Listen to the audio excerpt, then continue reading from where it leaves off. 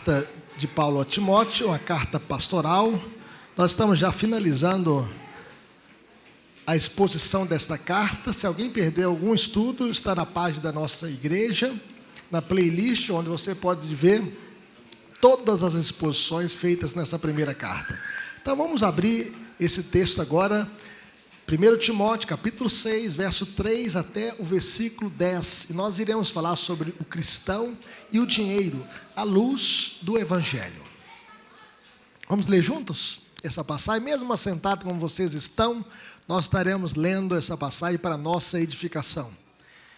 Diz assim o texto sagrado: se alguém ensina outra doutrina e não concorda com as sãs palavras de nosso Senhor Jesus Cristo e com ensinos segundo a piedade, é enfatuado, nada entende, mas tem mania por questões e contendas de palavras, de que nasce inveja, provocação, difamações, suspeitas malignas, altercações sem fim, por homens cuja mente é pervertida e privados da verdade, supondo que a piedade é fonte de lucro. De fato, grande fonte de lucro é a piedade com contentamento, porque nada temos trazido para o mundo, nem coisa alguma podemos levar dele. Tendo sustento e com que nos vestir, estejamos contentes. Ora, os que querem ficar ricos caem em tentação e cilada e em muitas concupiscências insensatas e perniciosas, as quais afogam os homens na ruína e perdição. Afogam os homens na ruína e perdição. Juntos o verso 10? Porque o amor do dinheiro é raiz de todos os males, e alguns nessa cobiça se desviaram da fé e a si mesmos se atormentaram com muitas dores. Oremos. Pai querido, muito obrigado pela Tua palavra que nos ensina a relação que nós devemos ter com o dinheiro. Não uma relação de idolatria, ó Deus, amando o dinheiro acima do Senhor, mas como um bom servo, ó Deus, para que possamos usá-lo para a glória do Teu nome. Que o Teu Santo Espírito possa nos iluminar para que possamos entender as verdades dessa passagem para a nossa vida. É o que nós te pedimos, no nome de Jesus, para a glória de Jesus. Amém. Você é feliz? Você é contente? Você é feliz, satisfeito com aquilo que você tem, com a sua casa, com o seu carro, com os seus bens, com o seu trabalho, com a sua família? Você é contente com aquilo que você tem? Isso me faz lembrar daquele pequeno filme, um filme apenas de 2 minutos e 30 segundos, que está na internet, O Buraco Negro, quando o homem estava trabalhando ali no escritório, e ele estava tirando uma cópia de algum documento, e a máquina, então, copiadora, não estava saindo, né, nada ali naquela impressora. E então ele deu um chute. Aí saiu uma folha com um círculo escuro, né, negro. E ele colocou essa folha ali e tentou continuar tirando outras cópias. E quando ele colocou o seu copo descartável sobre aquela folha, o copo foi sugado naquele círculo escuro e desapareceu. E ele ficou preocupado, atônito, e ele então colocou a sua mão. E aí, quando ele colocou a sua mão naquele círculo escuro, a sua mão também passou. E ele então começou a observar. Aí tinha ali perto, né, uma máquina automática de tirar refrigerante, doces, guloseimas, e ele então pegou aquela folha e viu que a sua mão passava naquele buraco escuro, e então ele colocou aquela folha e colocou a sua mão, e a sua mão entrou dentro daquela máquina automática, e ele tirou um doce, né, saboroso, e tirou sem pagar. Ele não usou ficha, não usou cartão, e ele então tirou aquele doce. E ele observou que na sala da chefia, né, tinha um cofre. E ele pensou, vou abrir a porta está trancada. E ele pegou então aquela folha que tinha um buraco negro e colocou sobre aquela porta. E ele então abriu, conseguiu abrir aquela porta, né, para o lado de dentro. Né, e ele então distorceu a tranca e abriu e foi direto no cofre. E ele então viu aquele cofre grande e colocou aquela folha, né, aquela folha ali com aquele círculo escuro e sobre aquele cofre, e então ele colocava a sua mão, e quando ele observou, a mão também atravessou aquele cofre, e ele tirou um pacote de dinheiro. E ele enfiava a mão e tirava mais dinheiro, enfiava a mão e tirava mais dinheiro. E ele então observou que tinha mais dinheiro naquele cofre, só que o braço dele estendia, já não alcançava mais aqueles pacotes de dinheiro. E então ele enfiou a cabeça, né, e ficou com a metade do corpo, e ele conseguiu tirar mais dinheiro ainda dentro daquele cofre. Até que ele foi tirando, e a metade do corpo já não era mais suficiente para tirar dinheiro dentro daquele cofre. E ele então entrou com o seu corpo inteiro dentro do cofre. E quando ele entrou com o seu corpo inteiro dentro do cofre, a folha caiu. E ele ficou preso dentro do cofre. E ele ficou batendo ali dentro daquele cofre, né, tentando sair. Mas ficou preso ali pela sua ganância. Esse filme nos ensina, meus irmãos, que o coração humano é um coração que pode levar à ganância. E quanto mais a gente tem, mais a gente quer. E aqui nesse texto que nós acabamos de ler, é exatamente o que Paulo ensina aqui, que o foco principal dos falsos mestres é o dinheiro. Eles veem o cristianismo como fonte de lucro. No entanto, Paulo nos ensina que o evangelho é fonte de lucro com contentamento. Uma vez que nós não trouxemos nada para este mundo e nada podemos levar dele. Não é pecado ser rico, não é pecado ter dinheiro, não é pecado ter um bom emprego, não é pecado ter um bom carro. O pecado é ser possuído pelo dinheiro, é ter avareza no coração, e avareza é idolatria. Por isso Paulo nos ensina a boa relação do cristão com o dinheiro, uma vez que os que querem ficar ricos caem em tentação e cilada e em muitas concupiscências insensatas e perniciosas, as quais afogam os homens na ruína e perdição. E nós iremos ver isso em 3 partes. A primeira coisa é que uma teologia errada adoece a igreja. Vamos ver isso comigo? Uma teologia errada adoece a igreja. A heresia torna a igreja doente. O texto mostra aqui que os falsos mestres adoecem a igreja por vários motivos. Primeiro, porque ensinam um outro evangelho. O texto começa dizendo: se alguém ensina outra doutrina e não concorda com as sãs palavras de nosso Senhor Jesus Cristo e com o ensino segundo a piedade, eles não ensinam as sãs palavras de nosso Senhor Jesus Cristo. Vejam bem, é um termo médico que é usado aqui, sãs palavras, um termo da terapia, né, da saúde. Uma igreja saudável precisa das sãs palavras do Senhor Jesus Cristo. Mas uma outra doutrina que eles estavam ensinando, um outro ensino, um outro evangelho, um evangelho espúrio. E se alguém ensina outro evangelho, diz a Bíblia, que seja anátema. Mesmo se descesse aqui nesta noite um anjo vindo do céu e pregasse outro evangelho, a Bíblia diz: seja maldito. Nós não podemos aceitar outro evangelho. O falso ensino adoece a igreja, e nós não precisamos inventar a roda. Nós já temos 66 livros, os 39 do Antigo Testamento, os 27 livros do Novo Testamento, são a palavra de Deus, os 66 livros. Nós não precisamos inventar outro evangelho. Nós já temos a revelação escrita de Deus. As sãs palavras de nosso Senhor Jesus Cristo compreendem o evangelho cristão. O evangelho que ensina que Jesus é o único caminho, a verdade e a vida, que ensina que Jesus é 100% Deus e 100% homem em uma só pessoa para sempre, que Jesus nasceu da Virgem Maria, gerado pelo Espírito Santo, que Jesus sofreu, que Jesus morreu a pior morte, a morte de cruz, que Jesus ressuscitou dentre os mortos no 3º dia, que Jesus está assentado à direita de Deus Pai, de onde há de vir para julgar vivos e mortos. Esse é o evangelho. É a sã instrução de nosso Senhor Jesus Cristo. E esse Jesus que foi ressurreto, ele veio para dar vida àqueles que creem nele. E qualquer ensino diferente é falso. Por exemplo, Jesus não é uma emanação de Deus, como ensinavam os gnósticos. Jesus também não é um grande profeta, o profeta como ensinam também os islâmicos, os muçulmanos. Jesus não é apenas um profeta. Jesus não é a primeira criatura de Deus, o arcanjo Miguel, como ensinam as testemunhas de Jeová.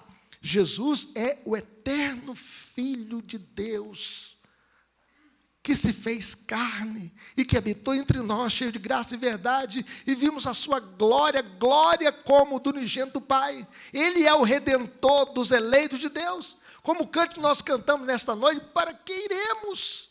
Só tu tens palavras de vida eterna, só nele nós temos salvação. E somente esse é o ensino segundo a piedade. E Paulo chega a dizer o seguinte: evidentemente, grande é o mistério da piedade. Aquele que foi manifestado na carne, foi justificado em espírito, contemplado por anjos, pregado entre os gentios, crido no mundo, recebido na glória. Este é o grande mistério da piedade. Jesus se encarnou, Jesus ressuscitou, Jesus foi assunto aos céus, Jesus foi pregado ao mundo, para as nações, Jesus foi crido no mundo, Jesus foi recebido na glória. Este é o grande mistério da piedade. Mas sejam bem, os falsos mestres adoecem a igreja porque promovem divisões. É enfatuado, nada entende, mas tem mania por questões e contendas de palavras, de que nasce inveja, provocação, difamações, suspeitas malignas, altercações sem fim. E altercações sem fim aqui são discussões sem fim, cuja mente é pervertida, privados da verdade, supondo que a piedade é fonte de lucro. Além de ser arrogantes, orgulhosos, eles também são ignorantes, não compreendem nada. Os falsos mestres deixam um rastro de destruição na igreja. Eles são doentes por discussões, mas sem fundamento, sem princípios, sem valores, sem norte, sem a palavra de Deus orientando as suas vidas. Pessoas assim causam problemas. Eles provocam contendas na igreja que resultam em inveja, divisão, difamação, suspeitas malignas. Eles têm a mente corrompida e também são privados da verdade. Em outras palavras, eles deram as costas à verdade. Eles são desprovidos da verdade, escravos da mentira. Eles criam narrativas mentirosas. Querem ver uma coisa? Eles ensinam o seguinte: olha, você é filho do rei, então você peça a Deus, então, qualquer coisa. Viva uma vida nababescamente. E então ensinam uma teologia totalmente da prosperidade, por exemplo, onde eles chegam a dizer o seguinte: olha, Jesus entrou em Jerusalém montado num jumentinho. Se fosse hoje, Jesus tinha entrado em Jerusalém numa limusine. Eles então interpretam que Jesus entrou ali em Jerusalém como se fosse uma limusine, um jumentinho. Mas isso é mentira, porque o jumentinho era um animal de carga, era um animal rude, simples. E eles então têm a mente pervertida, porque viraram as costas para a verdade. E quando a mente de alguém fica distorcida, todos os seus relacionamentos também ficam distorcidos. Mas vejam bem que os falsos mestres adoecem a igreja por causa da ganância. O texto diz que, supondo que a piedade é fonte de lucro. Em outras palavras, para eles o evangelho é simplesmente um meio de ganhar dinheiro. E eles falam da religião um negócio. Eles falam do púlpito um balcão. E lembre-se que a religião era um negócio rentável em Éfeso. Ali era o lar da deusa Diana, a deusa dos Efésios. E Paulo então pregou contra a idolatria, que nós não poderíamos adorar imagens de escultura. E dessa forma então Demétrio, ele promoveu um motim na cidade, uma revolução na cidade, incitando outros da profissão a se levantarem contra Paulo, porque Paulo estava pregando contra a idolatria em Éfeso. E a sua acusação tinha como motivação o prejuízo financeiro da classe. Mas ele camuflou esse fato com argumento religioso, dizendo que o culto a Diana e o seu templo estavam ameaçados a cair em descrédito pela pregação de Paulo, porque Paulo estava dizendo que eles não poderiam adorar outros deuses, mas o Deus criador do céu e da terra. E fazer imagens da deusa Diana era um importante negócio para Demétrio e para a sua turma. Os interesses econômicos disfarçados, então, do patriotismo local. E Demétrio estava não a serviço da boa religião, estava a serviço do seu bolso. De igual forma, meus irmãos, os falsos mestres estão tentando mercadejar o evangelho. É isso que Paulo está dizendo: olha, você não pode transformar o evangelho que eu prego aqui num negócio, como se fosse lá no templo da grande Deus Diana. Você não pode ficar mercadejando o evangelho, porque a ganância, meus irmãos, sempre foi um perigo para a igreja. Sempre foi. Durante a Idade Média, por exemplo, eles vendiam as indulgências. Era aquele momento que as pessoas estavam contribuindo, e Técio falava o seguinte: ao tilintar das vossas moedas no fundo do gasofilaço, as almas sairiam do purgatório e adentrariam no reino de Deus. Mas a salvação não é comprada com prata, não é comprada por dinheiro. A salvação foi comprada pelo sangue de Jesus na cruz do Calvário. Foi o sangue de Jesus é que nos limpou, nos lavou, nos comprou. Não a prata, o ouro. Mas vejam bem, meus irmãos, de igual forma, hoje em dia, os pregadores da teologia da prosperidade estão mercadejando o evangelho. Estão vendendo o lencinho ungido, a toalha do apóstolo suada, ungida, como se fosse isso uma graça, uma bênção, vendendo uma flor ungida. E nós não podemos aceitar isso. Alguns chegam e determinam a bênção. Nós não podemos vender o evangelho, porque a salvação é comprada pelo sangue de Jesus. E a bênção é adquirida pela graça de Deus, e não pelo dinheiro. Mas vejam bem, em segundo lugar, a verdadeira riqueza é o contentamento com Cristo. Veja o que diz o verso 6, 7, 8. Diz assim o texto. Vai aparecer na tela aí. Quem está passando aí, por favor, passa na tela para todo mundo ler junto comigo. Vamos ler juntos? De fato, grande fonte de lucro é a piedade com contentamento, porque nada temos trazido para o mundo, nem coisa alguma podemos levar dele. Tendo sustento com que nos vestir, estejamos contentes. Embora a piedade não seja o meio de ganho, grande fonte de lucro é a piedade com o contentamento. Por piedade, meus irmãos, entende-se a compreensão de Cristo na mente, no coração, o que acontece ao longo da vida. É aquilo que nós lemos lá: grande é o mistério da piedade. Aquele que foi manifestado na carne, foi justificado em espírito, foi pregado entre os gentios, foi crido no mundo, foi recebido na glória. Grande lucro de conhecer a Cristo se aplica não somente a esta vida, mas também a vida por vir. Na Idade Média, eles estavam vendendo um pedacinho do céu. Hoje, a teologia da prosperidade está vendendo um pedacinho na terra.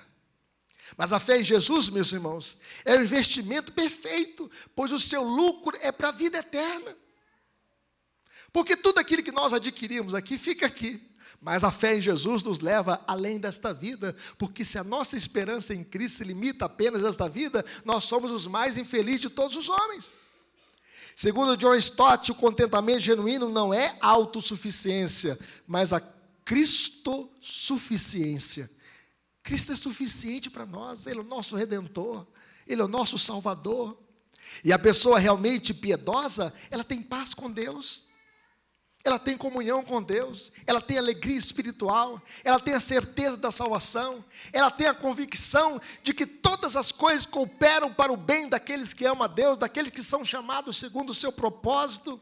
E daí, ela não sente necessidade de muitos bens guardados para muitos anos, porque jamais podem satisfazer a alma.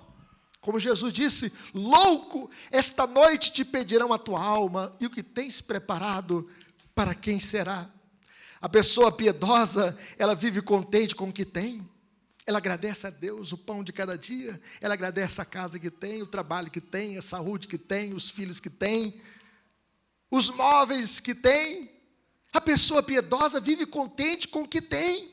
E Paulo chegou a dizer o seguinte, e Paulo escrevendo a sua carta aos Filipenses, ele chegou a dizer: aprendi a viver contente em toda e qualquer situação, tudo posso naquele que me fortalece.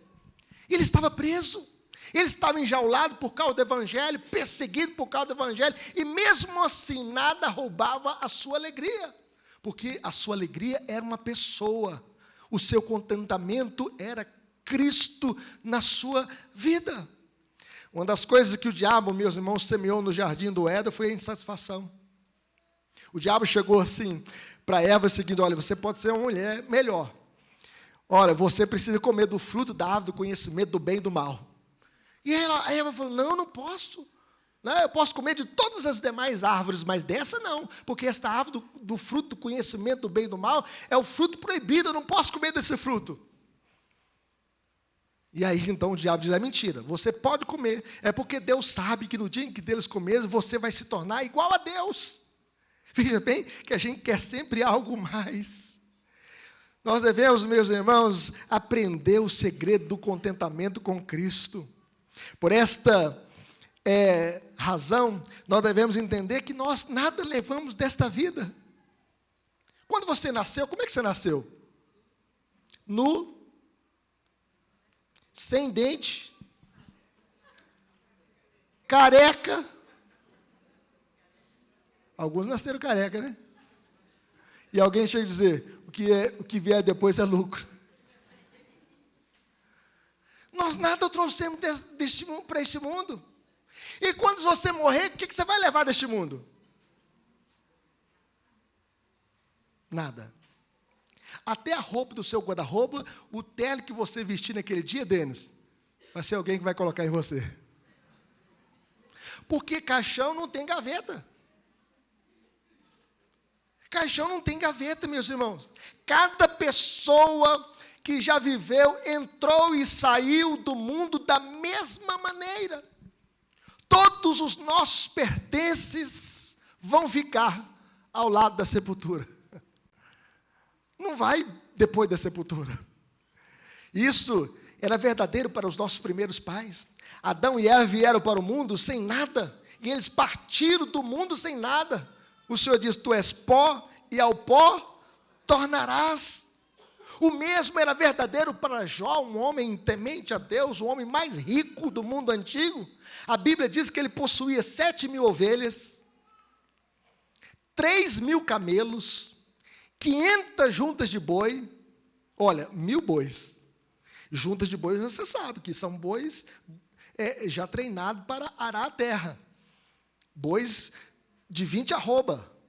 E aqui ele tinha 1.000 bois, 500 jumentas, era muito o pessoal a seu serviço, e que, de maneira que este homem era o maior de todos do Oriente. No entanto, numa provação que ele teve, ele perdeu tudo num dia só. Ele perdeu os seus bens, ele perdeu os seus filhos, ele tinha 10 filhos, e ele então entrou na sua casa e diz: nu eu saí do ventre da minha mãe, e nu eu voltarei. O Senhor me deu e o Senhor tomou. Bendito seja o nome do Senhor.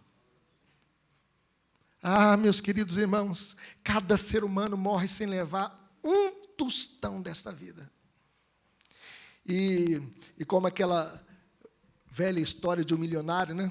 O pastor estava fazendo o culto fúnebre, e esse milionário havia falecido. Alguém falou assim: quanto que ele deixou? Falou no ouvidinho do pastor, né? Quanto que ele deixou?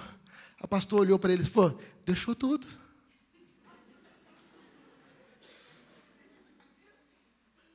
Não levou nada. Meus irmãos, além do mais, uma vez que viemos para o mundo sem nada e voltaremos sem nada, então, do que precisamos neste íntere, neste estado entre a vida e a morte. O que nós precisamos? O texto diz, tendo sustento e com que nos vestir, estejamos contentes. Não precisamos de muito luxo para viver, apenas do essencial. E Paulo nos apresenta 2 elementos mais básicos e necessários para a vida: alimento suficiente, vestuário suficiente para sustentar-nos e abrigar-nos o corpo. E a Bíblia diz o seguinte: melhor é o pouco havendo o temor do Senhor do que grande tesouro onde há inquietação. No entanto, meus irmãos, por causa do nosso hedonismo, na nossa busca pelo prazer, nunca estamos satisfeitos com o que temos. Queremos mais porque estamos insatisfeitos com o que temos. Segundo o apóstolo Paulo, o contentamento é a verdadeira riqueza. Não bens, não carros novos, não casas novas, não ambiente agradável, mas do contentamento em Cristo. Não é pecado nada ter isso na vida, mas quando a gente vive em função disso, é que é o pecado. Quando a gente vive em função da avareza, isso é o pecado. Querem ver uma coisa? Muitos pais trabalham desesperadamente para acumular uma boa riqueza e deixar uma fortuna para os filhos, uma herança para os filhos, e trabalham, às vezes não tem tempo com os filhos, não educam bem os filhos, porque estão querendo amontoar uma grande herança para os filhos. Os pais morrem, o dinheiro fica acumulado, a herança é boa, e torna-se um motivo de brigas e contendas entre os filhos. E em alguns casos, uns matam uns aos outros. É triste. Então, meus queridos irmãos, a verdadeira necessidade do coração humano não é do ouro. A verdadeira necessidade do coração humano é de Deus. É de Deus. Jesus é o verdadeiro tesouro da alma. E todo aquele que vai a Deus por meio de Jesus, ele encontra significado, satisfação, alegria nesta vida. Porque o segredo do contentamento é estar satisfeito com Cristo. Mas, finalmente, meus irmãos, em terceiro lugar, o descontentamento leva à ruína. Veja o que diz o versículo 9 e 10. Vai aparecer na tela, eu gostaria que vocês lessem comigo, você que está em casa também, lesse comigo todos juntos. Ora, os que querem ficar ricos caem em tentação e cilada, e em muitas concupiscências insensatas e perniciosas, as quais afogam os homens na ruína e perdição, porque o amor do dinheiro é a raiz de todos os males, e alguns nessa cobiça se desviaram da fé, e assim mesmo se atormentaram com muitas dores.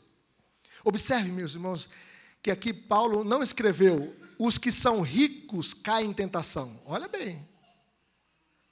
O texto não fala assim, os que são ricos caem em tentação. Ele fala assim, mas os que querem ficar ricos. A questão fundamental aqui não é que o que você tem, é o que você quer ter. É a questão da satisfação. É aquilo que você quer ter. Não é pecado possuir dinheiro, ter dinheiro. É pecado é ser possuído pelo dinheiro. É avareza. Eu não sei se vocês já ouviram a história de um jovem, né, que ele estava no navio, e o navio começou a afundar, e ele, com medo de morrer, ele pulou no mar, só que ele tinha 200 libras em dinheiro, né, e ele então, não querendo perder esse dinheiro, ele amarrou esse dinheiro no seu corpo. E ele nadou, só que não conseguiu chegar à praia. Mas também não queria desfazer do dinheiro.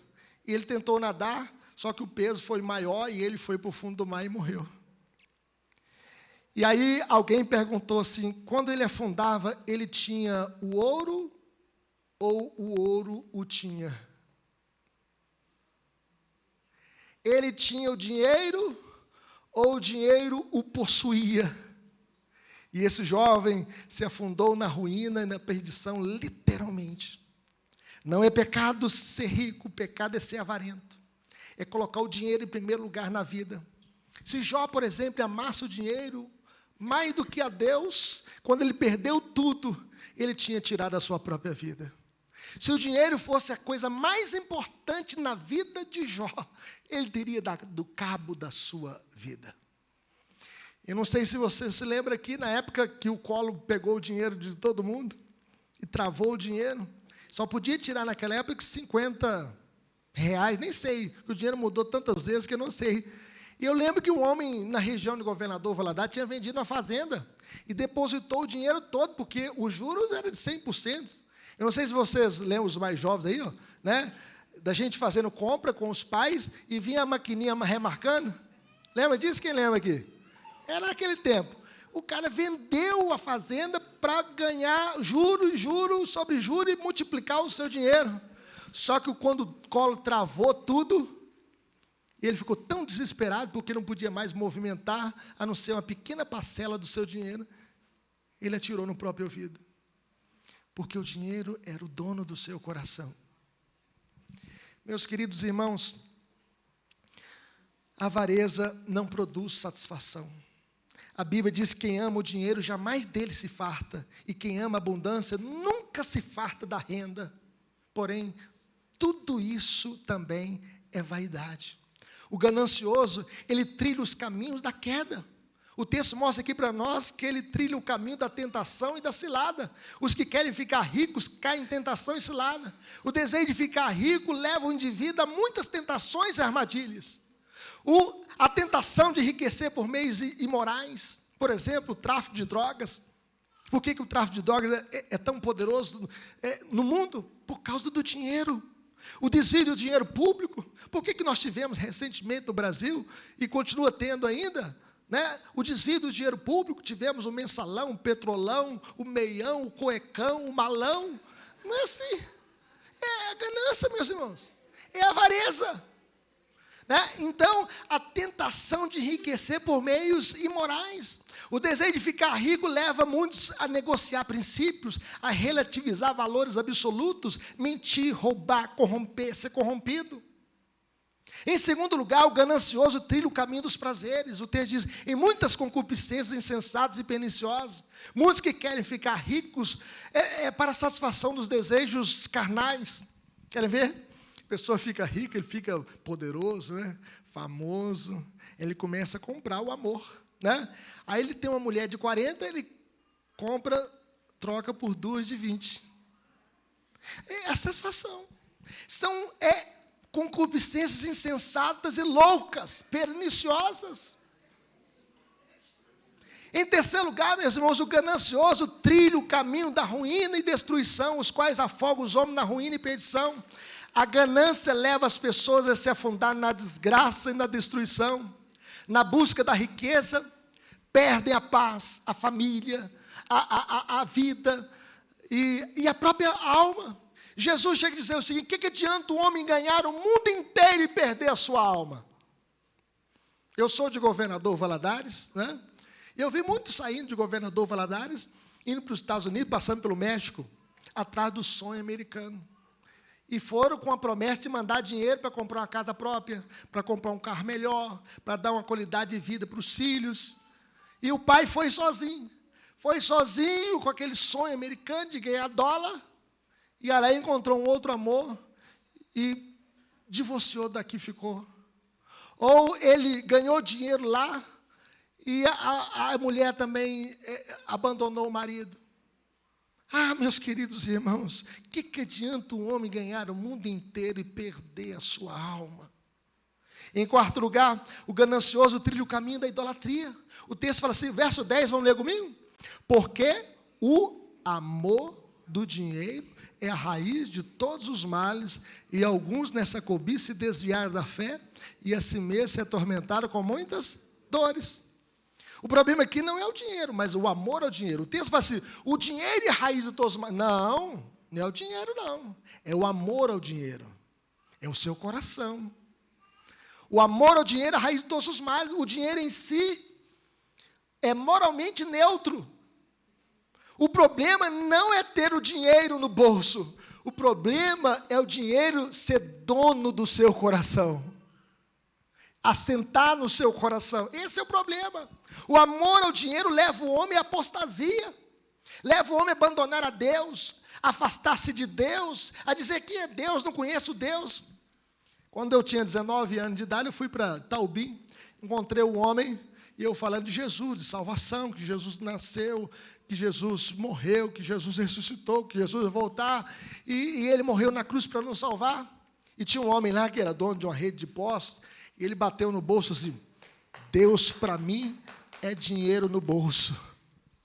Aí eu perguntei para ele assim: mas quando você morrer, para onde você vai levar o seu dinheiro?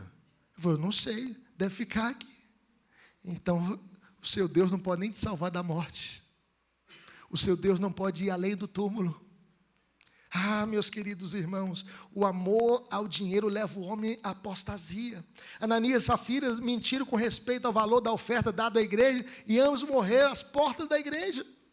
Judas Iscariotes, que andou com Jesus 3 anos e meio. Judas Iscariotes, que viu Jesus transformar a água em vinho, viu Jesus fazer o paralítico andar, o mudo falar, o surdo ouvir, o cego enxergar, limpou a pele dos leprosos, fez até o morto ressuscitar depois de 4 dias. Judas negou Jesus por causa de 30 moedas de prata. Negou o seu Salvador, o seu Redentor, e ele ficou com tanto remorso que ele se retirou e foi enforcar-se, porque ele lembrou de tudo que Jesus havia feito, e de remorso tirou a sua própria vida. Demas abandonou o apóstolo Paulo porque amou o presente século. O amor ao dinheiro é a raiz de todos os males. Por dinheiro as pessoas matam, as pessoas roubam, as pessoas casam, as pessoas divorciam, as pessoas fazem planos maquiavélicos por amor ao dinheiro. Por causa do dinheiro, muitos estão mentindo, matando, sacrificando a própria vida. E a pessoa que ama o dinheiro transforma uma bênção em ídolo, adora a criatura em lugar do Criador. Segundo John Stott, Paulo não está aqui a favor da pobreza contra a riqueza, mas a favor do contentamento contra a cobiça. Seja contente com aquilo que você tem. Seja contente com a família que você tem. Seja contente com aquilo que Deus te deu. Porque nós temos muito mais daquilo que nós merecemos. Aplicações para a nossa vida, meus irmãos. Como viveremos? Em primeiro lugar, não permitindo que a prosperidade nos afaste de Deus. Se você prosperar, crescer, não afaste de Deus, não. Agradeça a Deus. Agradeça a Deus, dizendo: Senhor, tudo que eu tenho, o Senhor que me deu. É o Senhor que me deu força, é o Senhor que me deu inteligência, é o Senhor que abriu portas, é o Senhor que fechou portas, é o Senhor quem guardou a minha vida. Porque o dinheiro, meus irmãos, é um bom servo, mas é um péssimo patrão. O amor ao dinheiro leva a pessoa a se desviar da fé e se angustiar com muitas dores. Deus deve ser o maior tesouro da sua alma, da sua vida. Que Ele seja a pessoa mais importante no seu lar, nos seus planos, nos seus sonhos. Que Deus seja a pessoa mais importante na história da sua existência. Como viveremos? Em segundo lugar, cultivando um espírito de gratidão pelo que temos. Cultive esse espírito de gratidão, porque o verdadeiro contentamento vem da piedade no coração, e não do dinheiro na mão, mas da piedade no coração. Tendo sustento com que nos vestir, estejamos contentes. Porque a nossa felicidade não está nas coisas, a nossa felicidade está em Deus. Então agradeça a Deus. Faça como o salmista. Bendize, ó minha alma, ao Senhor, e não te esqueças de nenhum só de seus benefícios. É o Senhor quem perdoa as nossas iniquidades, é o Senhor quem sara as nossas enfermidades, é o Senhor quem da cova redimiu a minha vida. É o Senhor que derrama graça sobre a minha vida. É o Senhor quem preserva a minha existência. É o Senhor que me dá saúde para trabalhar. É o Senhor que me dá o pão de cada dia. É o Senhor que me dá o ar que eu respiro. É o Senhor que me dá força para continuar e não desistir da lida da vida. Agradeça a Deus. Seja grato ao Senhor. Mas finalmente, meus irmãos, como veremos? Sendo generoso com aqueles em necessidade. Deus ama a quem dá com alegria. Seja generoso. A Bíblia diz o seguinte, que o generoso será abençoado, porque dá do seu pão ao pobre. Não veja um pobre caído na rua e amaldiçoe ele, não, ajude. Não veja uma pessoa em dificuldade e pise sobre ela, não, ajude a sua erguer. Se você é um empresário, abra a porta de um emprego para ele. Dê um emprego. Se você vê uma pessoa passar por alguma dificuldade, ajude. Ajude. Seja generoso. Faça como Jesus, que nos amou, sendo nós ainda pecadores, que entregou a sua vida na cruz do Calvário para salvar o mais vil pecador. Seja generoso. Faça como Jesus. Seja uma bênção por onde você passar, como Jesus foi abençoador naquela festa em Caná da Galileia, transformando a água em vinho. Como Jesus tocou no leproso, tocou no intocável para limpar a sua pele. Como multiplicou os 5 pães e 2 peixinhos para matar a fome de uma multidão. Seja generoso. Contribua com o reino de Deus, com a obra de Deus. Invista no reino de Deus, porque nada trouxemos e nada levaremos. E é por isso que nós devemos usar o dinheiro como um bom servo, não como um patrão, não como dono do nosso coração. Que Deus nos abençoe. Vamos